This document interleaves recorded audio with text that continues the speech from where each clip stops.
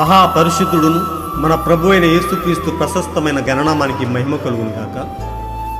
కుటుంబ బలిపీఠము అనే మంచి కార్యక్రమాన్ని ప్రతిరోజు యూకే గాస్పల్ స్ట్రీమింగ్స్ అనే మా యూట్యూబ్ ఛానల్ ద్వారా ఆడియో రూపంలో వీక్షిస్తున్న మీ అందరికీ ప్రభు అయిన యేసుక్రీస్తు ఉన్నతమైన గణనామం పేరట శుభములు తెలియజేస్తున్నాను. ఇంకనూ వినండి, అనేక కుటుంబాలకు షేర్ చేయండి, దేవుని నుండి గొప్ప మేలులను పొందుకొనండి. దేవుడు మిమ్మలను బహుగా దీవించునుగాక. God bless you all. విరిగిన మనసే నీకే ప్రియము యేసునాదా.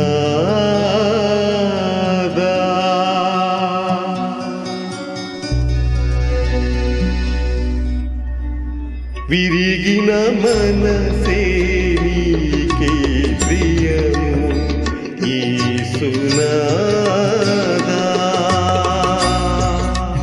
ఉన్నతమైన స్థలములయందు వసించువాడా, విరిగిన మనసు వసించువాడా,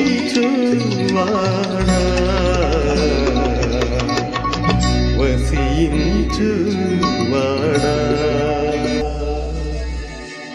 విరిగిన మనసే నీకే ప్రియము యేసునాదా.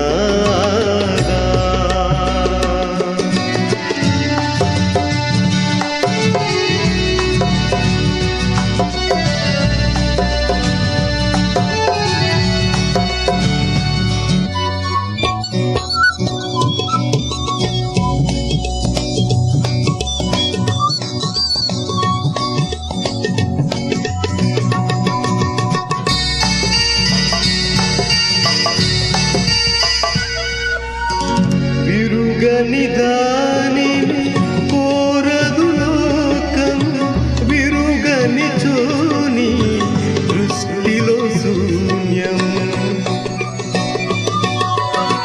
విరుగని దానిని కోరదు లోకం, విరుగని చూని దృష్టిలో శూన్యం. అలయాకోబును విరచిన దేవా, అలయాకోబును విరచిన దేవా, ఇశ్రాయేలుగా మలచునన్నీ ధరలు, ఇశ్రాయేలుగా మలచునన్నీ ధరలు. ఈ ధరలు విరిగిన మనసే నీకే ప్రియము యేసునాదా. ఒక కుటుంబ బలిపీఠం వాల్యూమ్ 1 నుండి 130వ రోజు, మే 10వ తేదీ. అంశము విమోచన అనగా దాని అసలు స్థానానికి దానిని తిరిగి తెచ్చుట. ఒక వాక్య భాగాన్ని చదువుదాం. 1 పేతురు 2వ అధ్యాయం 11వ వచనం. ప్రియులారా, మీరు పరదేశులను యాత్రికులనై ఉన్నారు. ఈ అంశము కొరకు సేకరింపబడిన వర్తమాన భాగాన్ని చదివి విందాం. సహజ పుట్టుక, ప్రకృతి సంబంధమైన పుట్టుక కూడా 3గానే ఉన్నది. ఒక బిడ్డను కనుగొనుటకు ముందు స్త్రీకి మొదట ఏమి జరుగును? మొదటిగా ఏమి వచ్చును? నీరు.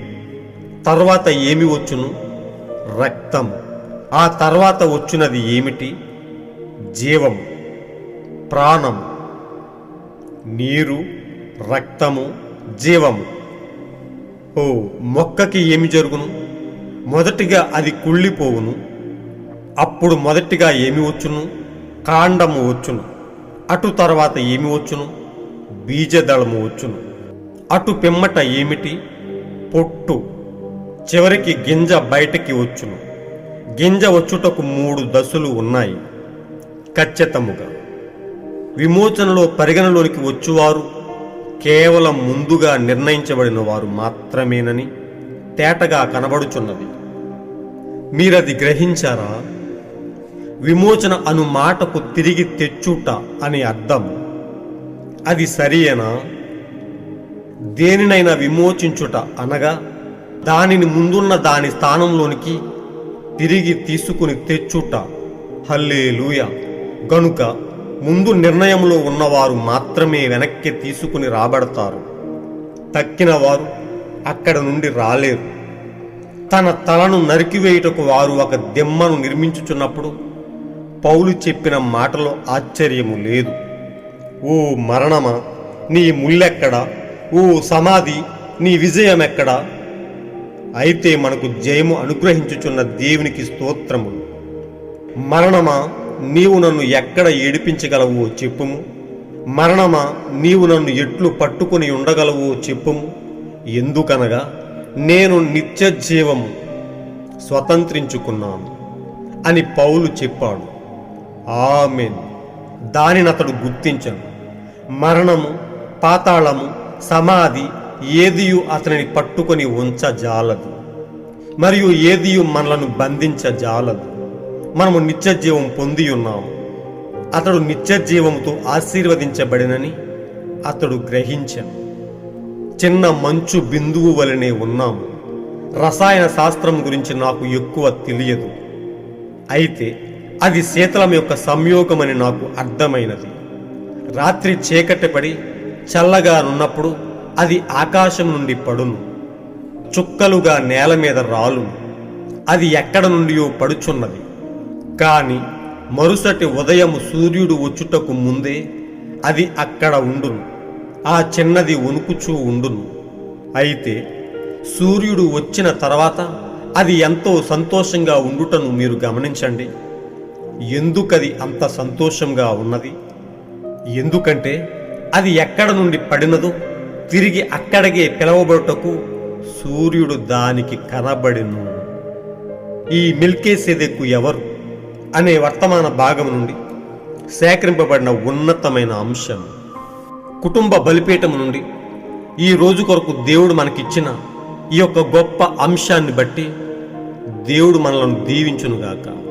మన విశ్వాస జీవితాన్ని ఇంకా లోతుకు నడిపించునుగాక.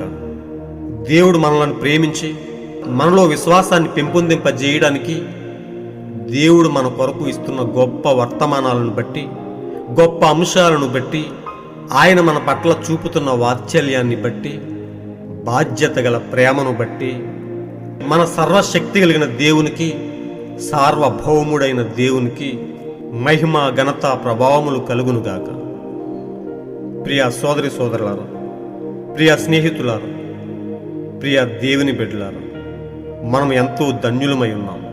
ఈ లోకము ఏదో తెలియని బిజీలో ఒక ఒడిగా వెళ్ళిపోతున్న ఈ సమయంలో దేవుడు మనలను ప్రేమించి ఆ నిత్యత్వానికి గూర్చిన గొప్ప విషయాలను మనం వినటానికి మన పట్ల ఎంతో కృపను చూపాడు. ప్రియ సోదరులారా, ఇలాంటి గొప్ప వాక్యాన్ని, ఆయన మన కొరకు దాచిన గొప్ప బహుమానాలను పొందుకోవడానికి, వాటిని గూర్చి మనం వినడానికి దేవుడు మనకిచ్చిన గొప్ప కృపను బట్టి ఆయనకు మనం ఎంతో రుణస్థులమై ఉన్నాము. నిజముగా మనకు వాక్యం అర్థమైతే, ఆయన మన కొరకు పంపిన గొప్ప వాక్యాన్ని మనం ఆశ్రయిస్తే, దానిలో ఉన్న శక్తిని మనలో అన్వయించుకోగలిగితే మనము ఈ లోకములో క్షణము కూడా ఉండాలని అనిపించదు. ప్రియ సోదరులారా, ఇక్కడ పౌలు అదే చెప్తూ ఉన్నాడు. పౌలు ఎంతో నిరీక్షణను కలిగి ఉన్నాడు. పౌలు ఆయన నిత్య జీవముతో ఆశీర్వదింపబడినని గ్రహించాడని ఇక్కడ వాక్యం చెప్తుంది. పౌలులో ఎంతో గొప్ప నిరీక్షణ ఉన్నది, ఎంతో గొప్ప విశ్వాసం ఉన్నది. విశ్వాసాన్ని తన హృదయంలో పూర్తిగా నింపుకున్న వ్యక్తి, క్రీస్తును పోలి నడుచుకున్న వ్యక్తి. అలాంటి గొప్ప విశ్వాసి మాట్లాడుతున్నాడు. ఓ మరణమా, నీ ముల్లెక్కడా? ఓ సమాధి, నీ విజయం ఎక్కడా? నిజంగా ప్రియ సోదరుల, మనము దేనికి భయపడవలసిన అవసరము లేదు.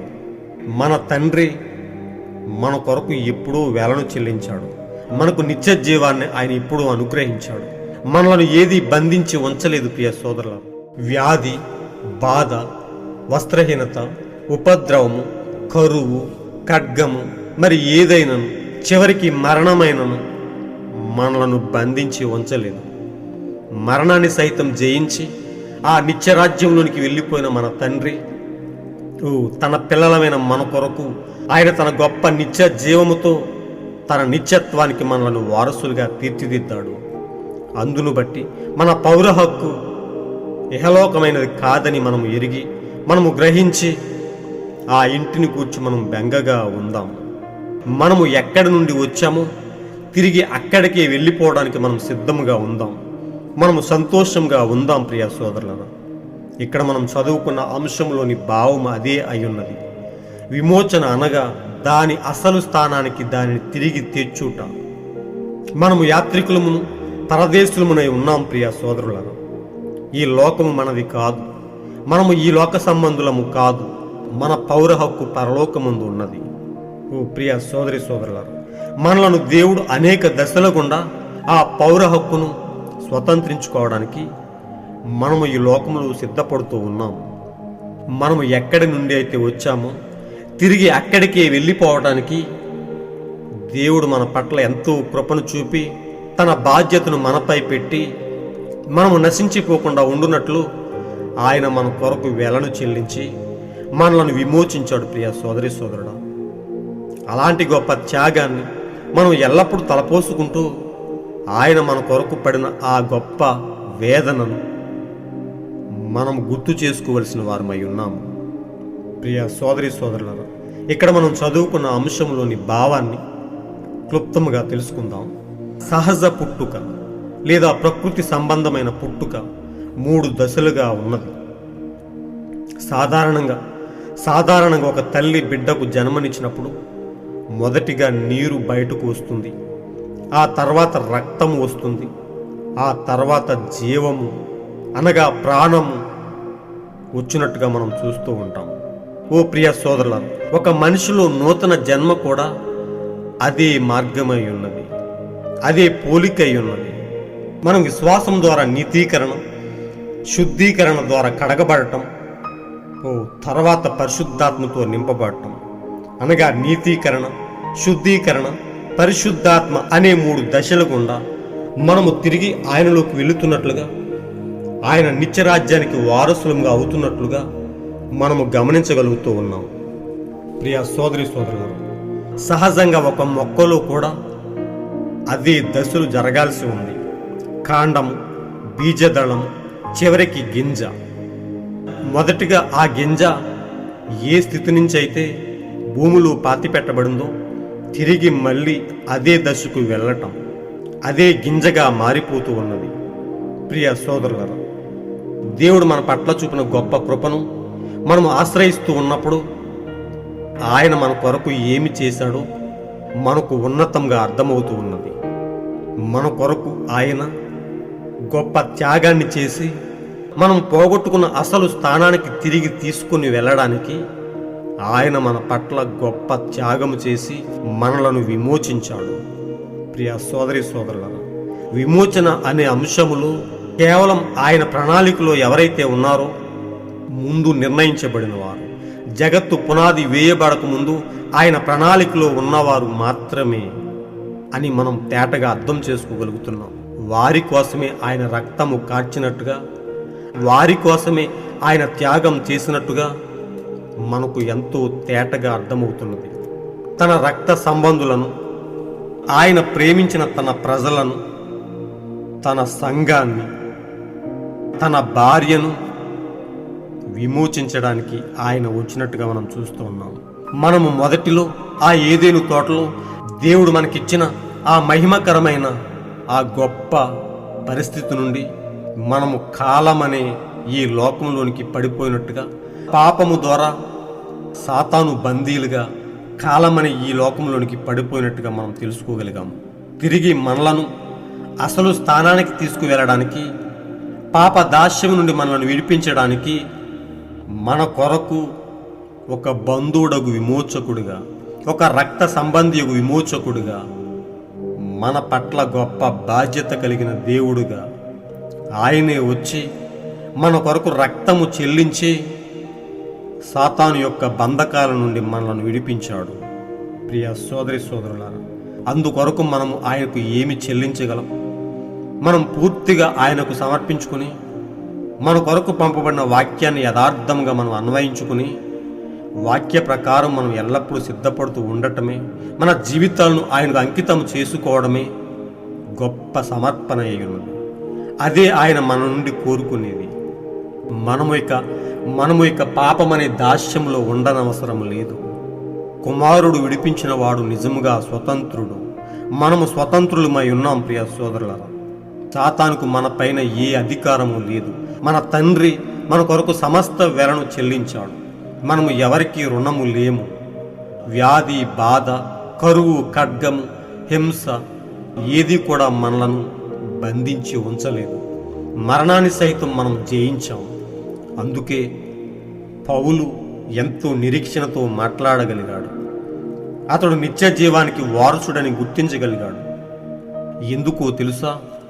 క్రీస్తు అడుగుజాడలను వెంబడిస్తూ, క్రీస్తు సత్యాన్ని, క్రీస్తు తన కొరకిచ్చిన గొప్ప వాక్యాన్ని అనుసరించి నడుస్తూ క్రీస్తు పోలికలోకి మార్చబడినట్టుగా మనం చూస్తూ ఉన్నాము. ఈరోజు మనము కూడా అదే స్థితిలోనికి వెళ్ళవలసిన వారమై ఉన్నాము. పౌలు అంటున్నాడు, ఓ మరణమా నీ ముల్లెక్కడా? ఓ సమాధి నీ విజయం ఎక్కడా? ఓ మరణమా నీవు నన్ను ఎట్లు పట్టుకొని ఉండగలవో చెప్పుము. నీవు నన్ను ఎట్లు ఏడిపించగలవో చెప్పుము. ఓ నీవు నన్ను ఎక్కడ ఏడిపించగలవో చెప్పుము. ఎందుకనగా నిత్య జీవము స్వతంత్రించుకున్నాడు. ఎందుకనగా నిత్య జీవము స్వతంత్రించుకున్నాను అని పౌలు చెప్పాడు.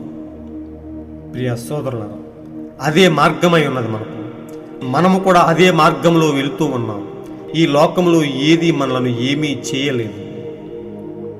ఎన్ని సమస్యలైనా రానివ్వండి, ఎంత వేదనైనా కమ్ముకొననివ్వండి, ఎన్ని బాధలైనా మనలను పట్టనివ్వండి, చివరికి మరణమే వచ్చినా, సమాధియే అయినా మనం ఒక దినాన తిరిగి లెగుస్తామని, క్రీస్తు మనలను జీవములోనికి దాటిస్తాడని, మరణం కూడా మనలను పట్టి ఉంచలేదని ఎన్నో వాక్య భాగాల్లో మనం తెలుసుకోగలిగాం.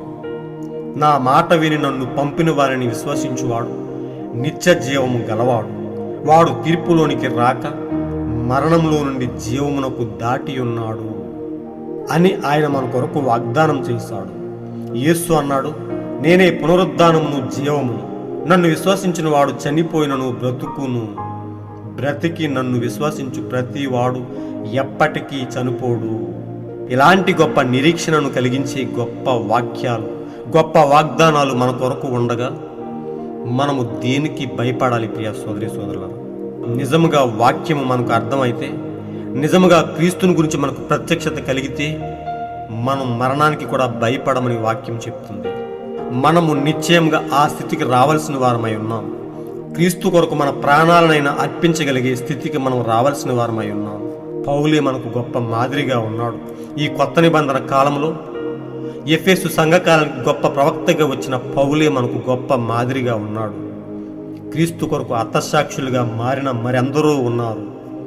ప్రియ సోదరి సోదరులారా, మనము ఈ అంశము ద్వారా తెలుసుకోవాల్సిన గొప్ప భావం ఏమిటంటే, మనము ఏ స్థితి నుంచి అయితే పడిపోయామో, మనము ఆ పాత ఏదేను తోటలో ఉన్న గొప్ప అనుభవంలోనికి, ఆ గొప్ప మహిమలోనికి, ఆ గొప్ప ఉద్యోగంలోనికి తిరిగి మనలను విమోచించడానికి దేవుడు వచ్చాడని నీవు నమ్మవలసి ఉన్నది. దేవుడు మనలను ఆ స్థితిలో పెట్టడానికి మన కొరకు త్యాగము చేశాడని, తిరిగి మనం అదే స్థితికి వెళ్ళిపోతున్నామని, ఈ లోకము మనకు స్థిర నివాసము కాదని మనం ఆయన వాక్యము ద్వారా నిశ్చయంగా మనం గమనించవలసిన వారమై ఉన్నాం. ఆయన మనకు అనుగ్రహించిన ఆ యొక్క నిత్య జీవాన్ని మనం స్వతంత్రించుకోవలసిన వారమై ఉన్నాం. ఇక్కడ ప్రవక్త గారు చెప్తున్నారు, ఒక మంచు బిందువు గురించి ఎంతో మంచిగా ఆయన వర్ణిస్తూ వచ్చాడు. ప్రియ సోదరులారా, ఒక చిన్న మంచు బిందువు రాత్రి చీకటి పడి చల్లగానున్నప్పుడు అది ఆకాశము నుండి పడును, చుక్కలుగా నేల మీద రాలును. అది ఎక్కడ నుండి పడుచున్నదో కానీ మరుసటి ఉదయము సూర్యుడు వచ్చుటకు ముందే అది అక్కడ ఉండును. ఆ చిన్నది వణుకుచూ ఉండును. అయితే సూర్యుడు వచ్చిన తర్వాత అది ఎంతో సంతోషంగా ఉండును. ఎందుకో తెలుసా? మీరు గమనించండి, ఎందుకు అది అంత సంతోషంగా ఉన్నది? ఎందుకంటే అది ఎక్కడ నుండి పడినదో తిరిగి అక్కడికే పిలవబట్టకు సూర్యుడు దానికి కనబడెను. ఓ ప్రియ సోదరులారా, ఈరోజు అది మనకెంతో గొప్ప సాదృశ్యంగా ఉన్నది. మనము ఆ మహిమకరమైన స్థలాల నుండి ఈ భూమిపైన పడి మనము ఎంతో ఆ మంచు బిందువు వలనే వణుకుపోతూ ఉన్నాము. ఈ లోకములో, అంధకారమని ఈ చీకటి లోకములో మనము వెలుగు లేనివారమై మనము నశించిపోవడానికి సిద్ధంగా ఉన్నప్పుడు ఆ నీతి సూర్యుడు ఆ మంచు బిందువు పైన ఉదయించిన రీతిగానే, ఆయన వెలుగు ఆ మంచు బిందువును తాకిన విధముగానే, ఓ నీతి సూర్యుడైన మన ప్రభు, మన యేసు మన కొరకు ఆ గొప్ప మహిమకరమైన వెలుగుతో మన పైన ఉదయించాడు. ఏ నిరీక్షణ లేని మనకు, చీకటి చేత కమ్మబడిన మన పైన ఆ నీతి సూర్యుడు ఉదయించినప్పుడు, ఓ ఆ వెలుగు మనలను కమ్ముకున్నప్పుడు మనలో ఒక నిరీక్షణ కలిగింది. మనము ఎక్కడ నుండి పడ్డామో తిరిగి మనము అక్కడికే వెళ్ళిపోతున్నాము అనే గొప్ప నిరీక్షణ మనకు కలిగినది. ఈ లోకమనే పాపదాస్యము నుండి, ఈ అంధకారము నుండి, ఈ ఇహలోక సంబంధమైన కార్యాల నుండి దేవుడు మనలను విమోచించడానికి, తిరిగి మనం పోగొట్టుకున్న ఆ మహిమకరమైన స్థలాలకు తీసుకువెళ్ళిపోవడానికి ఆ నీతి సూర్యుడు మనపై ఉదయించాడు. మనలను పిలవడానికి ఆయన వచ్చాడు. ఆ మంచు బిందువు పైన ఆ సూర్యుడి కాంతి ఉదయించినప్పుడు తిరిగి మళ్ళీ ఏ స్థానం నుండి పడిపోయిందో ఆ మంచు బిందువు అక్కడికే చేరుకుంటూ ఉన్నది. ఈరోజు మన పైన మన నీతి సూర్యుడు ఉదయించి మనము ఏ స్థానం నుండి పడిపోయామో తిరిగి అదే స్థానానికి మనల్ని తీసుకుని వెళ్ళిపోబోతూ ఉన్నాడు. ఆ మహిమకరమైన రాజ్యంలో మనము ఆయనతో యుగ యుగాలు ఆనందంగా జీవించబోతూ ఉన్నాం. ఈ లోకములో అనేక దశల గుండా దేవుడు మనలను శుద్ధీకరించి ఆయన నిత్య జీవానికి వారసులుగా తీర్చిదిద్దుతున్నాడు. ప్రియ సోదరి సోదరుడా, దేనికి భయపడాల్సిన అవసరం లేదు. ఈ లోకం మనది కాదు. మన పౌర హక్కు పరలోకమందు ఉన్నది. మన పౌరస్థితి పరలోకములో ఉన్నది. మనం ఇహలోక సంబంధమైన వారు కాదని ఎరిగి క్రీస్తు మన కొరకు ఉదయించాడు, గొప్ప వాక్య వెలుగును మనలోకి పంపించాడని మనం గ్రహించి క్రీస్తు కొరకే ఎదురు చూద్దాం. ఆయన పంపిన వాక్యాన్ని బట్టి మనం ఎల్లప్పుడూ ఆయనలో సిద్ధపడుతూ సంసిద్ధంగా ఉందాం. ఆయన మనలను తిరిగి ఆ ఉన్నతమైన స్థానానికి, ఆ అసలు స్థానానికి తిరిగి మనల్ని తీసుకుని వెళ్ళిపోబోతూ ఉన్నాడు. అలాంటి గొప్ప కృపను ఎల్లప్పుడూ మన జీవితాలకు అన్వయించుకుంటూ దేవుడు మన కొరకు పంపిన గొప్ప వెలుగును మనము మన జీవితాలకు అన్వయించుకుంటూ ఆ వెలుగులో మనం ప్రకాశిస్తూ ఆయనలోనే మెరిసిపోతూ అనేక మందికి ఆదర్శప్రాయంగా జీవిస్తూ ఆయనతోనే వెళ్ళిపోదాం. అలాంటి గొప్ప కృపను దేవుడు మనతో నిండుగా ఉంచునుగాక. ఎత్తబాటు వరకు మనల్ని స్థిరముగా ఉంచి మన విశ్వాస జీవితాలను ఉన్నతముగా కట్టునుగాక. God bless you all. ఆ నీతి సూర్యుని యొక్క కాంతి మనపై ఎల్లప్పుడూ ప్రకాశిస్తూ మనలను ఆయన ఉన్నతమైన రాజ్యానికి వారసులుగా తీర్చిదిద్దునుగాక. ఆయన శాంతి సమాధానము మనపై ఎల్లప్పుడూ నిండుగా ఉంచునుగాక. షాలోమ్.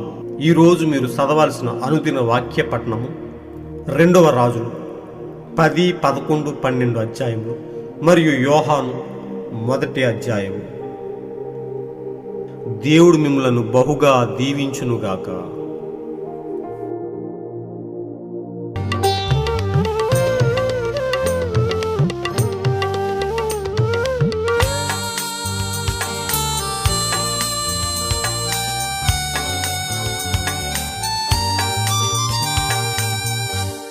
తన రక్తమిచ్చి దేవుడు సంఘాన్ని సంపాదించే,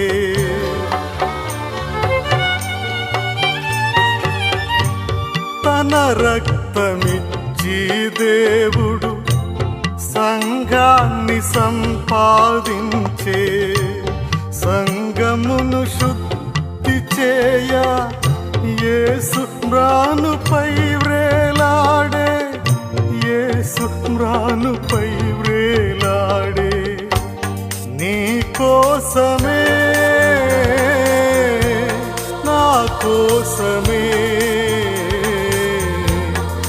మన కోసమే ఓ మానవా సిలువలో చిందిన రుధిరం విమోచన క్రయధనమే అది సిలువలో చిందిన రుధిరం విమోచన క్రయధనమే అది